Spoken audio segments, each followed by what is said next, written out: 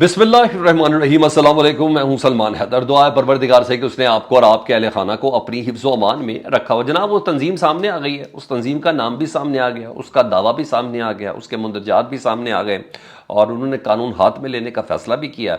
और उस धमकी के साथ मैंने डिटेल में आपके साथ जिक्र करना है कि अब बात इस्लामाबाद और लाहौर हाई कोर्ट नहीं, अब चीफ जस्टिस काजी फायज़ ईसा साहब, जस्टिस मंसूर अली शाह साहब, जस्टिस जमाल मंदोखेल साहब और इसके अलावा जस्टिस अतर मिनल्ला तक पहुंच चुकी है। मैं डिटेल्स बड़ी इंटरेस्टिंग है जो मैं भी आगे चल के आपके साथ डिस्कस करने जा रहा हूँ। इसके अलावा एक से दो वजारतें मजीद, जी हाँ, नून लीग की कमज़ोरी का आलम देखे इस हुकूमत की, फिर बड़े ले गए, फैसला साज ले गए, क्योंकि ये फैसला साज तो है ही नहीं, ये टुमारो है।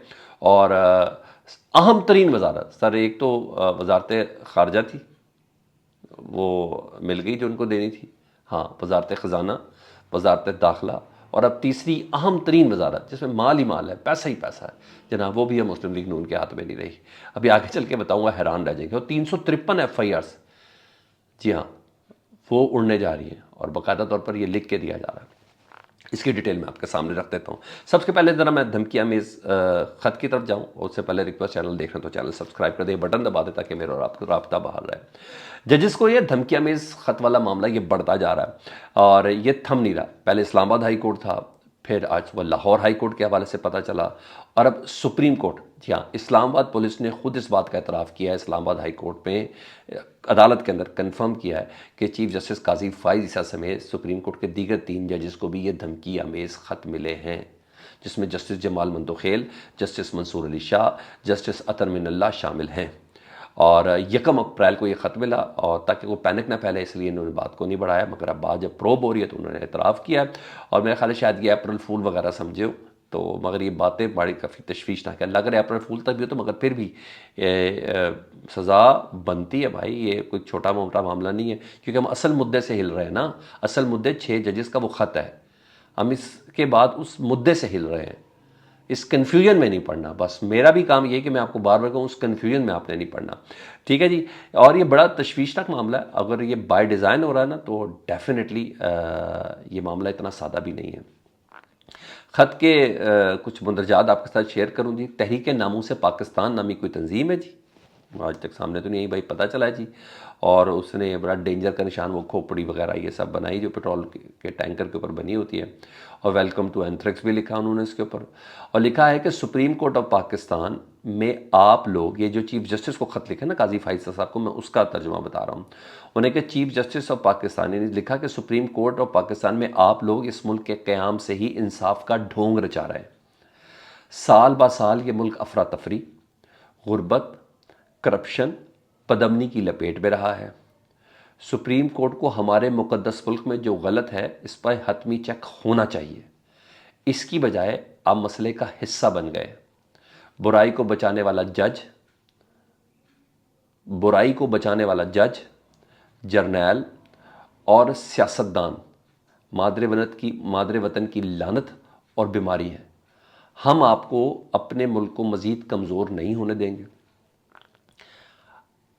और ये कहा, आपकी घटिया सियासत और मफादात को बराह रास्त नहीं किया जा सकता, ठीक है, और इनको बर्दाश्त नहीं किया जा सकता।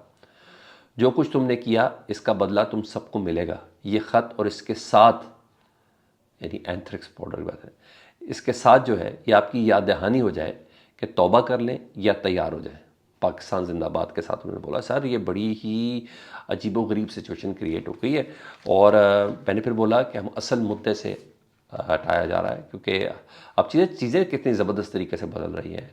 पहले 6 जजों का ख़त, ठीक है जी, उसकी तो एक बिल्कुल ओरिजिनलिटी है ना, इसकी पूरी टाइम लाइन है। कितनी बार उन्होंने chief justice Islamabad high court को बोला, कितनी बार उन्होंने सुप्रीम कोर्ट बोला, काजी फायज़ साहब से भी मुलाकात। क्या काजी फायज़ साहब क्या कहते हैं, जब से मैं चीफ जस्टिस बना मुझे किसी ने कंप्लेन नहीं की। भाई चीफ जस्टिस बनने से पहले जो कंप्लेन की उसी को देख लें आप।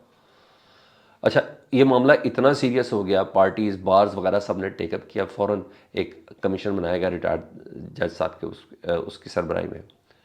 फिर उस पर बात नहीं बनी, प्रेशर और डेवलप हुआ, 7 रुकनी बेंच बनाया। जब 7 रुकनी बेंच बना के आज पहली समाअत थी तो उसी वक्त चीफ जस्टिस ने कहा जी ये 7 रुकनी बेंच नहीं, मैं फुल कोर्ट बनाने जा रहा हूँ।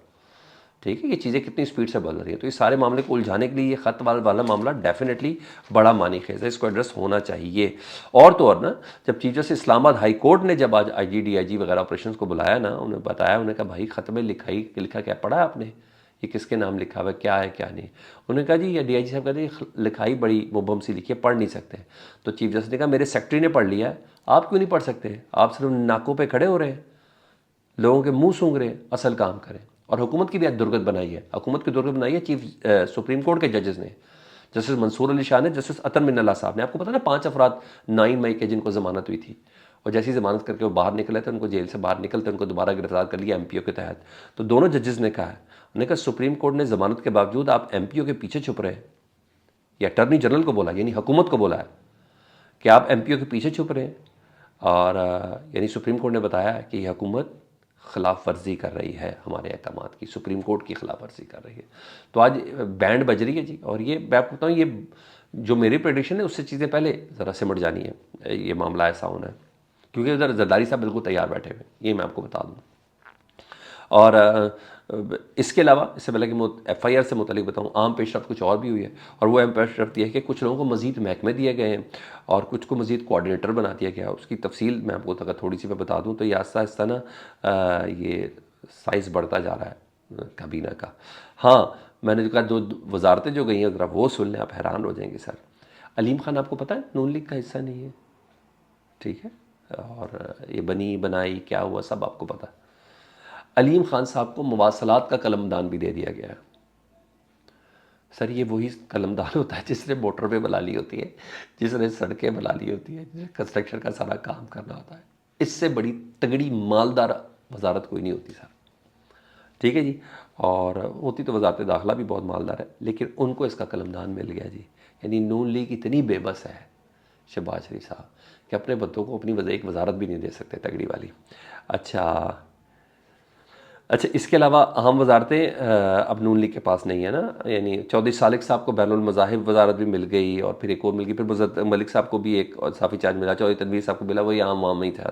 तो आहिस्ता आहिस्ता काबीना में पौधा बढ़ा है, और फिर अब ये कुछ कोऑर्डिनेटर बना दिए गए हैं जिसमें चौधरी अफजल वगैरह शामिल है, और ये सब है। लेकिन बहरहाल ये काम इधर हो रहा है। अब इस गवर्नमेंट की कमज़ोरियाँ, इसका बेबस, इसका अपाहज होना देख लें। कैसे फैसल बाडा आ गए सिस्टम के अंदर, कैसे मोहसिन नकवी आ गए सिस्टम के अंदर, आज़ाद हैसियतों में ये आ रहे हैं। कैसे आ गए काकड़ साहब, अनवारुल्लाह काकड़ साहब सिस्टम के अंदर। हो रहा है ना, मज़ा आ रहा है। कल नवाज शरीफ साहब एक साहब को वोट दे रहे थे, वोट देते कहते हैं बड़े दुखी दिल से, मेरे दिल पे बोझ है, मैं आपको वोट दे रहा हूँ। यार वैसे कमाल हो गया नवाज शरीफ साहब जब ये जुमला बोल रहा है, आप देख लें हो क्या रहा है। हाँ, चले मैं जाऊँगा तो फिर बात बहुत आगे निकल जाती है। तो केपीके में पीटीआई ने काम शुरू कर दिया जी। 9 मई के हवाले से उनके मुकदमात को ख़त्म करने के हवाले से बाकायदा अटर्नी जनरल साहब ने अदालतों को लिख दिया कि जी सियासी बुनियादों पर हम मुकदमात ख़त्म करने जा रहे हैं। कमेटी हमने तश्कील दे दी है, 353 FIRs हैं जिसको हमने ख़त्म करना है। एडवोकेट जनरल ने यह बात ऐलान किया, अदालतों को लिख के दिया। जारी हुकूमत ने इसको वो कर रही थी ना, पैरवी कर रही थी। जब हुकूमत कहती है हमने पैरवी नहीं करनी, हम तो ये मुकदमात ही ख़त्म करने जा रहे हैं, तो फिर अदालतें क्या इसकी समातें करेंगी। तो सर ये मज़ेदार काम चल रहा है इस वक्त जो है। हाँ, इमरान खान साहब के जो मुकदमात पर बात की, तो 9 मई के मुकदमात इस्लामाबाद की हद तक जो थे ना, उनकी बरियत की दरख्वास्त दायर की है। थाना खन्ना में मुकदमात है। वकील नईम पचौता साहब ने बताया, तो जुडिशल मजिस्ट्रेट साहब ने पूछा कि कोई ट्रायल शायल हुआ, कहा जी कुछ भी नहीं हुआ।